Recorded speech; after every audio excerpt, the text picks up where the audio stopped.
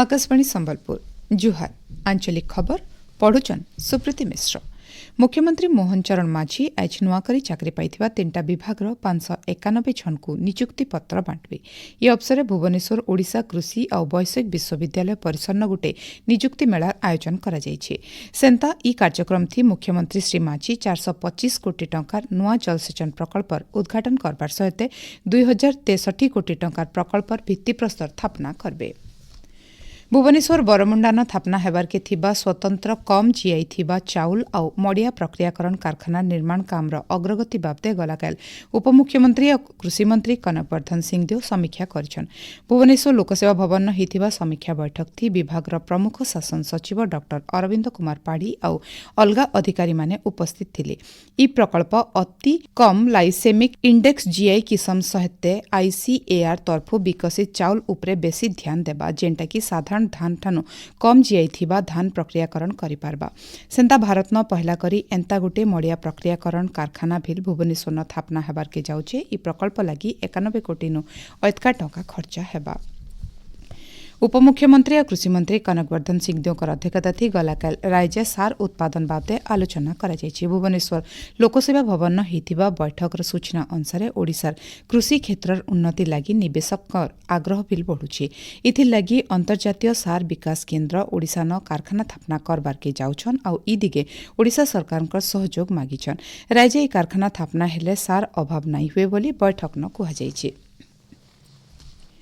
ओडिशा न 111टा एकलव्य आवासिक विद्यालय के मंजूरी मिली से भितर 47टा विद्यालय न पाठपढ़ा मूल हितवार बेल के 46टा विद्यालय तैयारी काम चली बोली केन्द्र आदिवासी व्यापार राष्ट्रमंत्री दुर्गा दास विके राज्यसभा न कहिछन।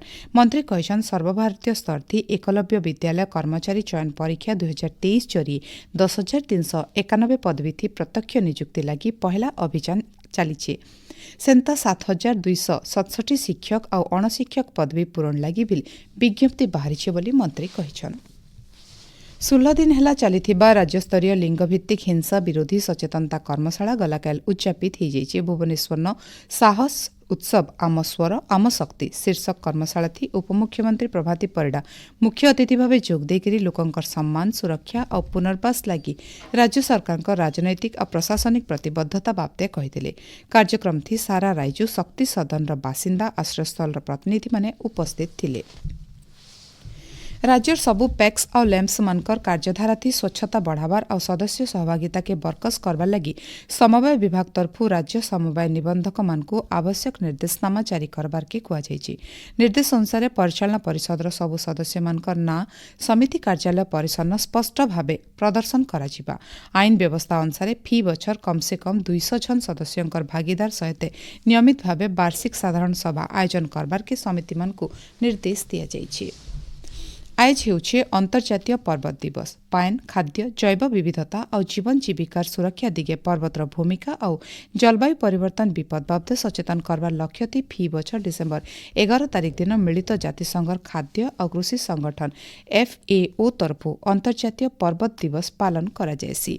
सेंता आज हेउछे यूनिसेफ स्थापना दिवस। छुआ मानकर भिन्न भिन्न समस्या बाबदे सचेतन करबार सहित सेमानकर अधिकार और समर्थन लगी 1953 मसीहा थी आजिर दिने यूनिसेफ स्थापना होइतिला। कटक जवाहरलाल नेहरू इंडोर स्टेडियम न चलिथिबा अंतर्जातीय बैडमिंटन प्रतियोगिता ओडिशा मास्टर्स 2025 थी गलाकाल भिन्न भिन्न वर्ग थी 76टा मैच खेला जाइतिला। प्रतियोगिता थी गलाकाल क्रीड़ा और युव व्यापार मंत्री सूर्यवंशी सूरज मुख्य अतिथि भाव जोग देकरी खेलाड़ी मानकु उत्साहित करथिले। इंडिगो एयरलाइन्स विमान बातिल लगी देखा देइथिबा स्थिति धीरे धीरे सुधरबा के लागिछि। हेलेबिल घरु बाहरबार आघनु यात्री माने विमान मार्गर स्थिति जांच करबार के भुवनेश्वर अंतर्जातीय विमानबंदर निर्देशक प्रसन्न प्रधान यात्री मानकु अनुरोध करिछन। पाणीपाग राज्यर बड़भागी जगह न जबर ठंडा लगी रही। आबा 5 दिन तक पाग एंता रहबा। आबा 24 घंटा भितरे सुंदरगढ़ झारसुगुड़ा अनुगुल ढेंकानाल न जबर ठंडा हेबा। सुंदरगढ़ झारसुगुड़ा कलाहांडी कंधमाल और कोरापुट जिला न बहलिया कुहुड़ी हेबा बोली भुवनेश्वर आंचलिक पाणीपाग विज्ञान केन्द्र तरफु अनुमान करा जायछि। एचएन आंचलिक खबर इन शेषाला आरबेलर आंचलिक खबर सुनी पारबे राति 7 बजे 2 मिनिट थी। जुहार।